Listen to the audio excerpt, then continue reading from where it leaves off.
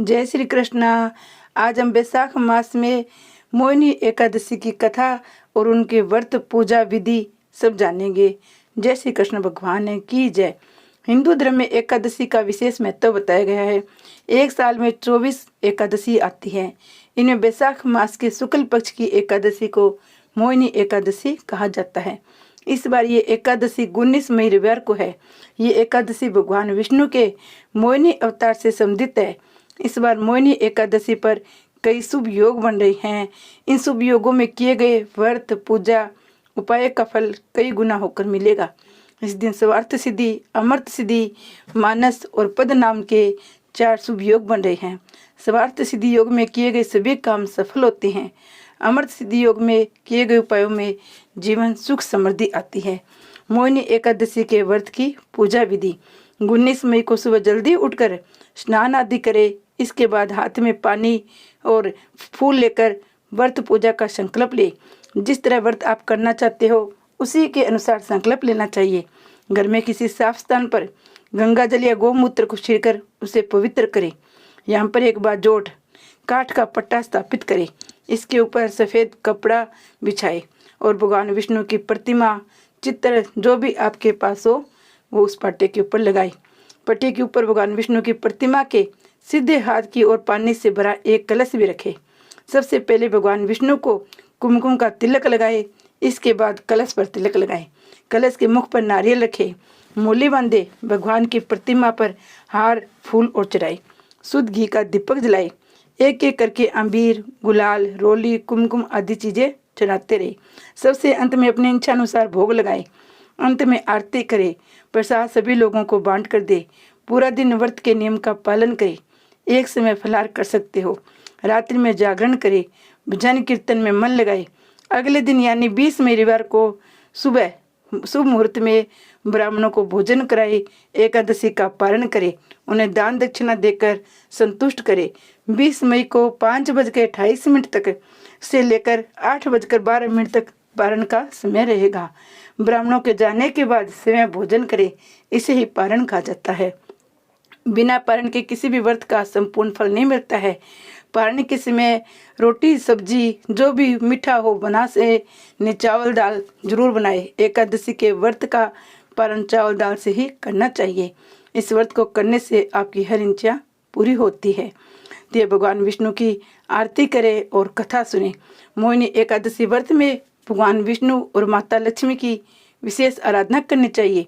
इसके अलावा इस एकादशी पर दान करने का बहुत ही महत्व है। इस व्रत के बाद गरीबों और जरूरतमंदों को दान करने से लोगों पर भगवान विष्णु की कृपा बनी रहती है। बैसाख मास में 11वीं तिथि को मोहिनी एकादशी का पर्व बड़े ही उत्साह से मनाया जाता है। इस दिन भगवान विष्णु के मोहिनी रूप में विशेष रूप से पूजा करनी चाहिए। इस दिन दान पुण्य करने से बहुत ही महत्व है। एक बैसाख का महीना ऊपर एकादशी का दिन। मोहिनी एकादशी पर दान करने से भगवान विष्णु के सभी भक्तों को पुण्य फल की प्राप्ति होती है। मनोकामनाएं पूर्ण होती है। मोहिनी एकादशी पर दान करने से न केवल आपको पुण्य की प्राप्ति होती है बल्कि आपके जीवन में सुख समृद्धि भी आती है। जीवन में आने वाले कष्टों से छुटकारा मिलता है। अगर आप मोहिनी एकादशी का व्रत रख रहे हैं तो आप अपने सामर्थ्य के अनुसार दान कर सकते हैं। दान किसी भी जरूरतमंद व्यक्ति को किया जा सकता है। दान करते समय दान करने वाली वस्तुओं की शुद्धता का ध्यान रखें। यह भी ध्यान रखें कि दान केवल पुण्य प्राप्ति के लिए नहीं बल्कि जरूरतमंद की मदद करने के लिए भी किया जाना चाहिए। दान करने के बाद ही आपको एकादशी का व्रत पूर्ण माना जाता है। पंचांग के अनुसार मोहिनी एकादशी के व्रत का मुहूर्त, पूजा विधि, पारण के समय लोगों को खास ध्यान रखना चाहिए। मोहिनी एकादशी 2024 में 19 मई के दिन रविवार को सूर्योदय से प्रारंभ होकर अगले दिन 20 मई सूर्य उदय के बाद तक रहेगी। एकादशी के दिन यथाशक्ति अन्न दान करें, किंतु स्वयं किसी अन्न का दिया हुआ अन्न कदापि न ग्रहण करें। किसी कारणवश निराहार रहकर व्रत करना संभव न हो तो एक बार भोजन करें। इस दिन दूध या जल का सेवन कर सकते हो। एकादशी के व्रत में शकरकंद, कुट्टू, आलू, साबूदाना, नारियल पानी, काली मिर्च, सेंधा नमक, दूध, बादाम, अदरक, चीनी आदि पदार्थ खाने में शामिल कर सकते हो। एकादशी का उपवास रखने वाले को 10वीं के दिन से लहसुन, प्याज, तामसिक भोजन का निषेध करना चाहिए। ये वस्तुओं का सेवन नहीं करना चाहिए। इस दिन वृक्ष से पत्ता नहीं तोड़ना चाहिए। पिंपल व तुलसी की पूजा करनी चाहिए। अंत समय गिरा हुआ पत्ता लेकर सेवन करे। नींबू, जामुन या आम के पत्ते लेकर चबा ले और अंगूठी से कंठ साफ कर ले। यदि संभव न हो तो पानी से 12 बार कुल्ला करे। एकादशी के दिन व्रतधारी व्यक्ति को गाजर, सलजम, गोभी, पालक इत्यादि का सेवन नहीं करना चाहिए। चावल व अन्न का सेवन भी नहीं करना चाहिए। एकादशी पर श्री विष्णु की पूजा में मीठा पान चढ़ाया जाता है, लेकिन इस दिन पान खाना भी वर्जित है। फलों में केला, आम, अंगूर, बादाम, पिस्ता इत्यादि अमृत फलों का सेवन करना चाहिए। सूखे मेवे, बादाम, पिस्ता आदि का सेवन किया जा सकता है। जो भी फल फूल अपने फल बादाम वगैरह अपने सेवन करे वह भगवान को तुलसी दल डालकर अर्पित करके ही सेवन करना चाहिए। पहले भगवान को भोग लगाए और फिर भोग सबको बांट के घर परिवार में खुद सेवन करे। जय श्री विष्णु भगवान ने की जय। हम एकादशी की कथा सुनेंगे। वैशाख मास में शुक्ल पक्ष की मोहिनी एकादशी का महत्व है। युधिष्ठिर ने पूछा, हे जनार्दन, वैशाख मास के शुक्ल पक्ष में किस नाम की एकादशी होती है? उसका क्या फल होता है तथा उसके लिए कौन सी विधि है? भगवान श्री कृष्ण बोले, महाराज, पूर्व काल में परम बुद्धिमान श्री रामचंद्र जी ने महर्षि वशिष्ठ जी से यही बात पूछी थी जिसे आज तुम मुझसे पूछ रहे हो। श्री राम ने कहा, भगवान, जो समस्त पापों का क्षय तथा सब प्रकार के दुखों का निवारण करने वाले व्रतों में उत्तम व्रत हो, उसको मैं सुनना चाहता हूँ। वशिष्ठ जी बोले, श्री राम, तुमने बहुत उत्तम बात पूछी है। मनुष्य तुम्हारा नाम लेने से सब पापों से शुद्ध हो जाता है, तथापि लोगों के हित की इच्छा से पवित्र में पवित्र उत्तम व्रत का वर्णन करूंगा।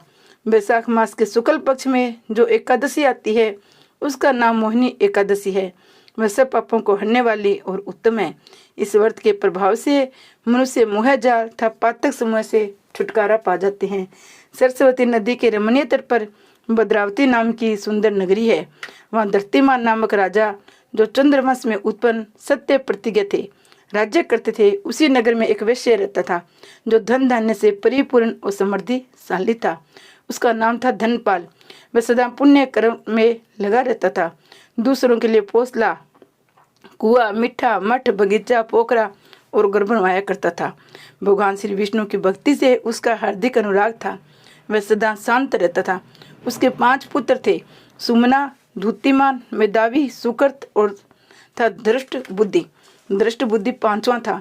वह सदा बड़े बड़े पापों में संलग्न रहता था। जुए आदि दुर्व्यसनों में उसकी बड़ी आसक्ति थी। वह वेश्याओं से मिलने के लिए लालायित रहता था। उसकी बुद्धि न तो देवताओं के पूजन में लगती थी, न पितरों और ब्राह्मणों के सत्कार में लगती थी। वह दुष्ट आत्मा अन्याय के मार्ग पर चलकर पिता का धन बर्बाद किया करता था। एक दिन वेश्या के गले में बाहें डाले चौराहे पर घूमता देखा गया।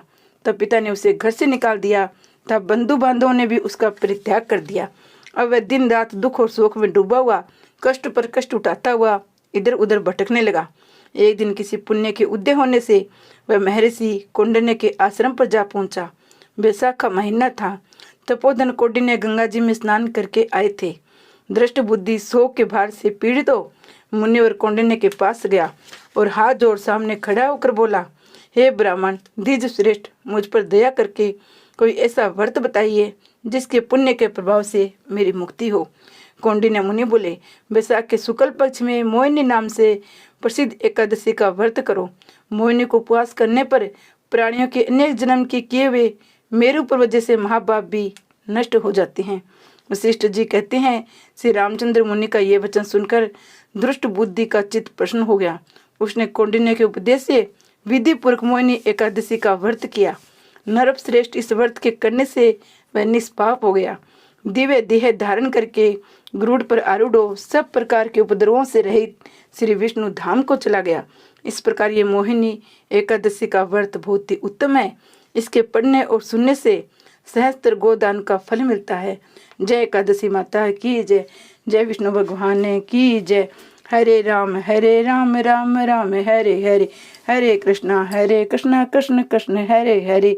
एकादशी के दिन भगवान विष्णु राम कृष्ण का कीर्तन करे, रात्रि में जागरण करे। रात्रि में जागरण संभव न हो सके तो दिन में ही 1 घंटा भगवान का कीर्तन करने से भगवान श्री हरि विष्णु प्रसन्न होते हैं, सब मनोकामनाओं को पूर्ण करते हैं।